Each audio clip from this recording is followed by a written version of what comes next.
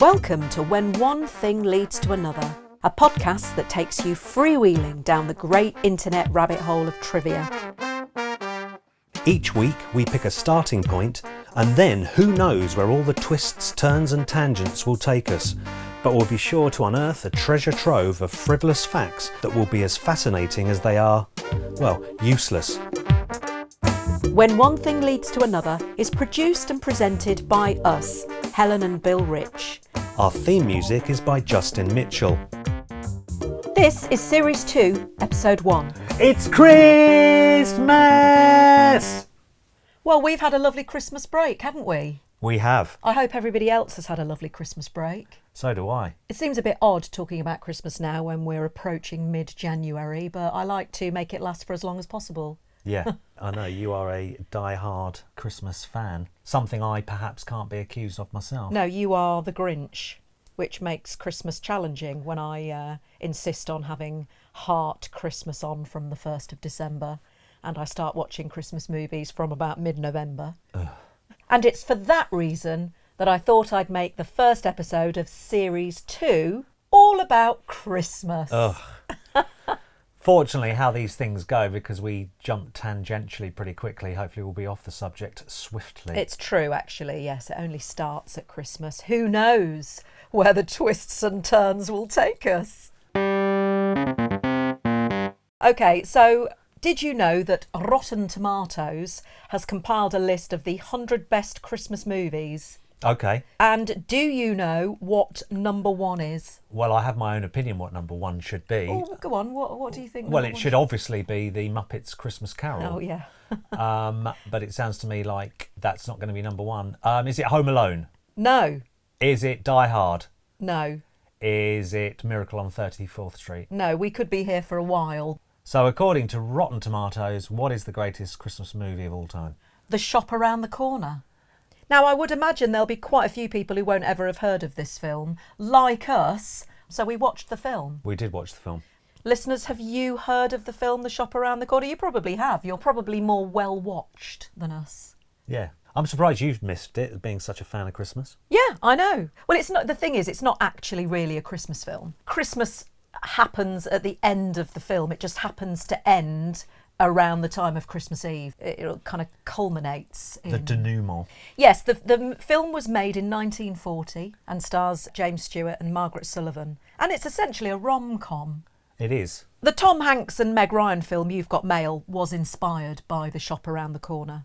And The Shop Around the Corner is actually based on the 1937 Hungarian play Parfumerie by Miklos Laszlo.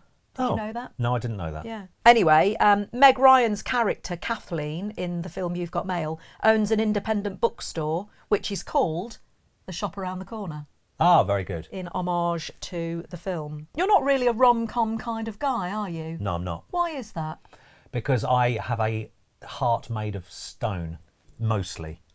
On Rotten Tomatoes, You've Got Mail has an approval rating of 69%, based on 88 reviews, with an average rating of 6.3 out of 10. The critical consensus reads, great chemistry between the leads made this a warm and charming delight. OK, the scores are a little bit lukewarm though, aren't they? Well, however, Nathan Rabin of the AV Club disliked the film and wrote, takes almost too self-infatuated, smarmy, condescending, cringe-inducingly sentimental hours to reach its preordained conclusion. Wow. And called the film almost unwatchably saccharine, representing pretty much everything wrong with today's big-budget, high-concept Hollywood filmmaking. Oh, someone needs a nap. Tell us what you really think, why don't you? And Michael O'Sullivan of the Washington Post wrote, for some reason, this film made me feel like a Christmas goose being fattened for slaughter. Its force-fed diet of whimsy cloyed long before the eagerly anticipated romantic payoff arrived to put me out of my misery. Wow. I love that. I love the cynical yeah, view. He did not like that, did he? No, bar humbug. You've Got Mail, of course, was directed by Nora Ephron. Well, you say, obviously, I didn't know that. You know Nora Ephron, though, do you? No, go on. Oh, OK. You don't know who Nora Ephron is? No, now you're making me feel a bit thick. Well, she was an American journalist, writer and filmmaker. She's best known, really, for When Harry Met Sally. Oh, OK. And she did Sleepless in Seattle as well. Right, so okay. she's very much of that genre. She won the BAFTA for Best Original Screenplay for When Harry Met Sally, Okay. which the Writers Guild of America ranked as the 40th greatest screenplay of all time. Again, a little bit lukewarm, isn't it? Well, I don't think it is. I don't think that is. Well, if you think about all the films that's made, to be actually on that list in the first place, in the top 40, I think is pretty blooming good. Yes, I concede. As you know, When Harry Met Sally is one of my all-time favourite films. It is. I guess it's lays just behind Die Hard. It probably does. So many things I have to say about When Harry Met Sally. Well, I'm all ears.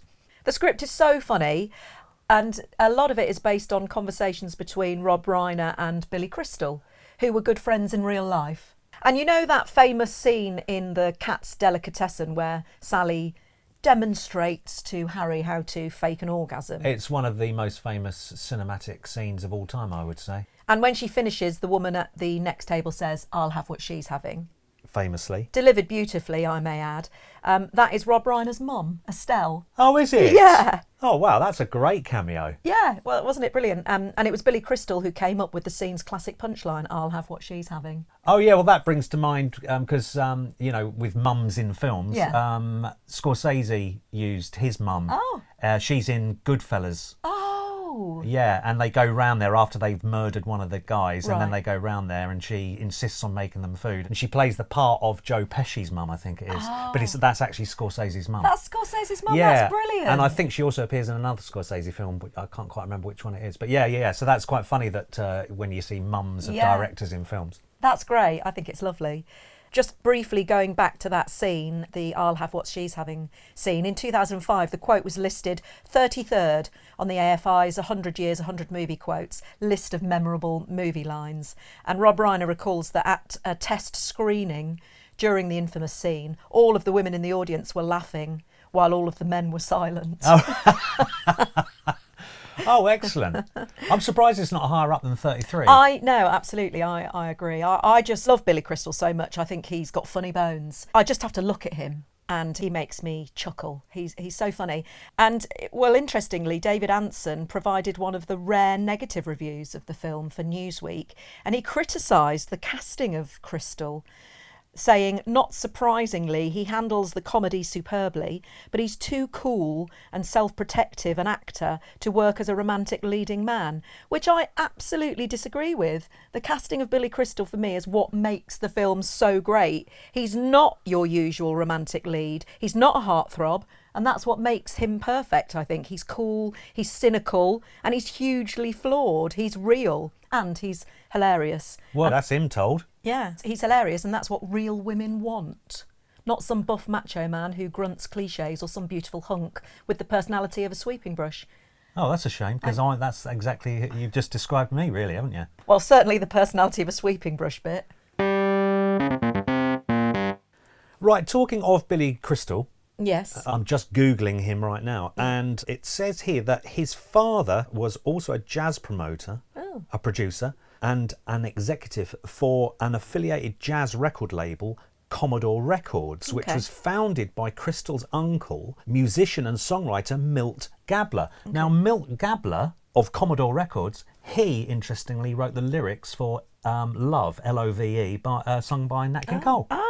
Which I thought was a nice little tangent. Okay. And he also wrote the lyrics for Dankeschön, Dankeschön. another Nat King Cole classic. Yeah. Oh, okay. Yeah, so that was... that's Billie Crystal's uncle. Billie Crystal's uncle wrote those lyrics, which I think is interesting enough. That is interesting. Thank you. Now, Commodore Records was an American independent record label known for producing Dixieland jazz and swing, but it's particularly remembered for releasing Billie Holiday's hit Strange Fruit. Oh, okay. And so things are going to get a little bit dark just for a Yes. moment, because Yeah. Strange Fruit is a pretty dark song, isn't it? It actually started out as a poem by Abel Meeropol, Okay. who was inspired to write it after seeing the now infamous photo of the 1930 lynching Yeah. of Thomas Shipp and Abraham Smith in Marion, Indiana, and being understandably horrified by it. And the poem was originally published under the title Bitterfruit in January 1937 in the New York Teacher. a union magazine of the Teachers' Union. And he later added music to it. Okay. Now, Billie Holiday first performed the song at Cafe Society in 1939, and she said that singing it made her fearful of retaliation. But because its imagery reminded her of her father, she continued to sing the piece, making it a regular part of her live performances. Now, because of the power of the song, the founder of Cafe Society, a guy called Barney Josephson, Yeah.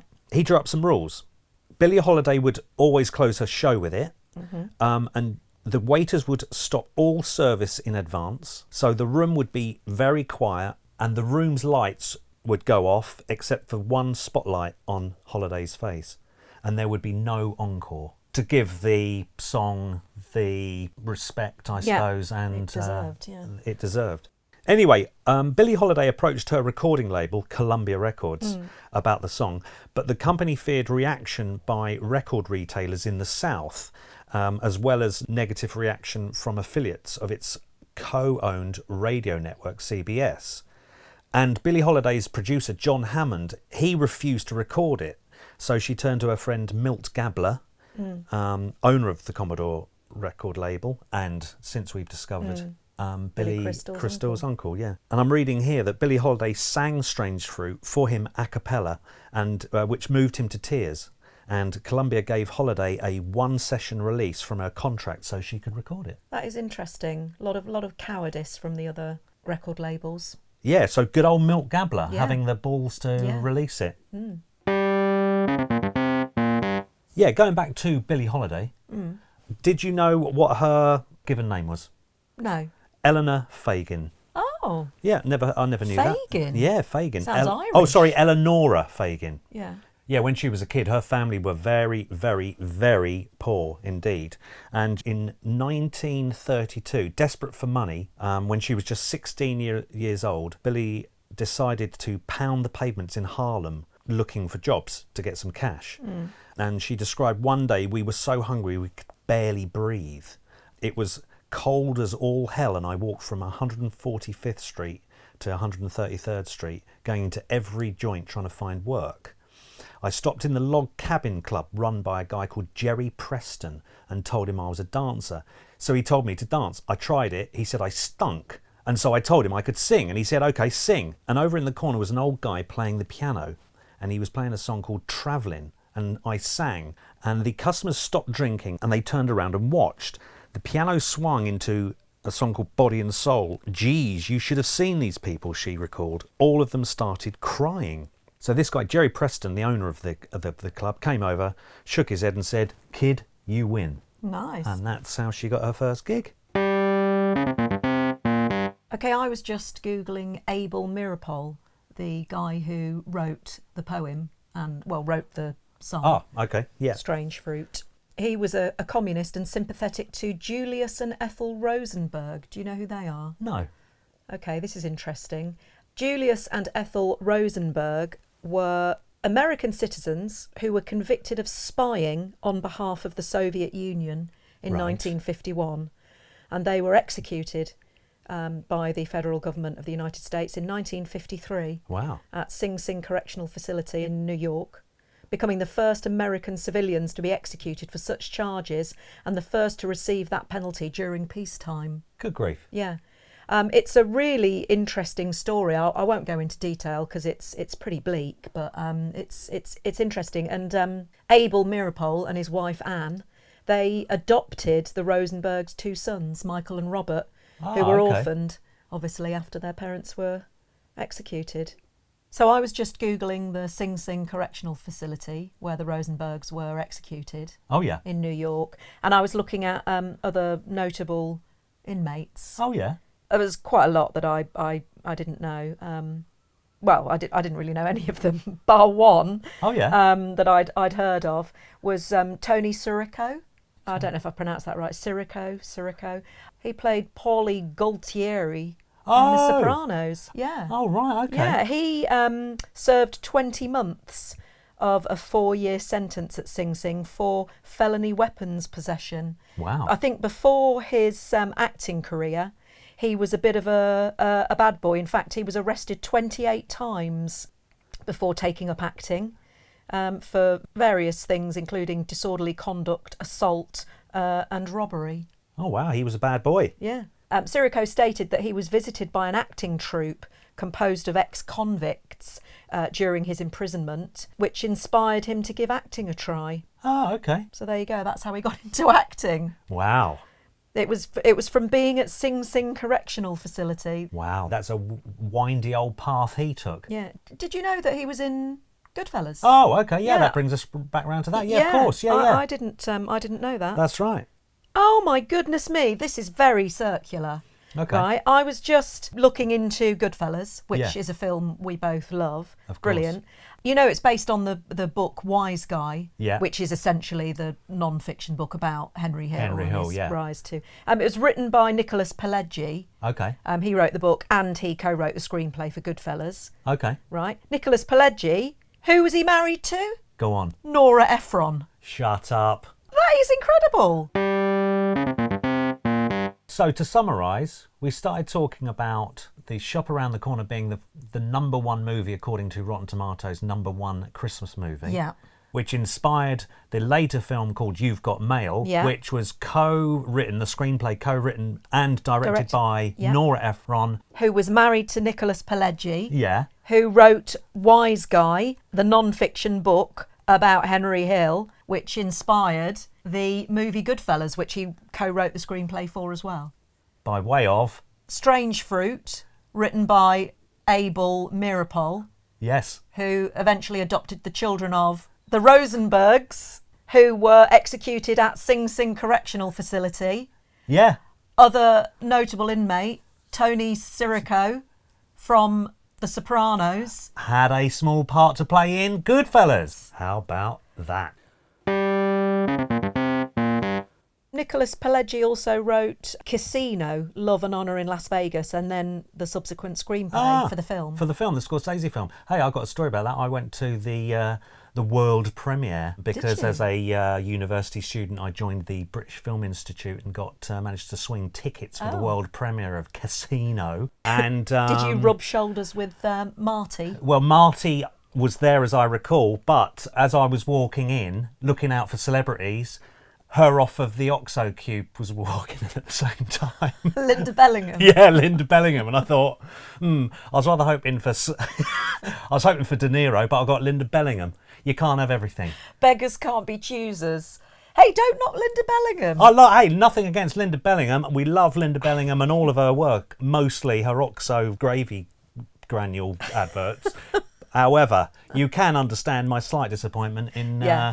Yeah, you go in wanting Bobby De Niro and you come out having had Linda Bellingham. 'Tis true.